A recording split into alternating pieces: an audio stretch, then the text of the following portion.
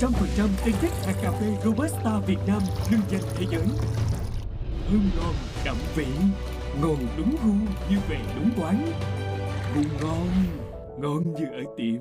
Đau ho, khó thở là những triệu chứng ở người mắc các bệnh hen suyễn, viêm phế quản màng và phổi tắc nghẽn mãn tính. Bạo khí khang giúp giảm tái phát hen suyễn, viêm phế quản màng, phổi tắc nghẽn mãn tính (COPD). Nghiên cứu lâm sàng kết luận bạo khí khang giúp 96,7% người dùng giảm đàm, ho, khó thở. Ăn uống sinh hoạt thất thường dịp Tết dễ gây trào ngược dạ dày, viêm loét và đau dạ dày. Hãy dùng ngay Binh Vị Thái Minh. Sản phẩm dạ dày được hàng triệu người tin dùng, hỗ trợ giảm axit bảo vệ niêm mạc dạ dày. Hãy dùng Binh Vị Thái Minh để dạ dày êm, Tết thêm trọn vẹn. Khương Thảo Đan Go, công thức cải tiến mới từ IAMS, Viện Hàn Lâm Khoa học và Công nghệ Việt Nam, không chỉ hỗ trợ giảm đau mà còn phục hồi sụn khớp thoái hóa hiệu quả. Khương Thảo Đan Go, mua chai lớn lời đến 92.000 đồng.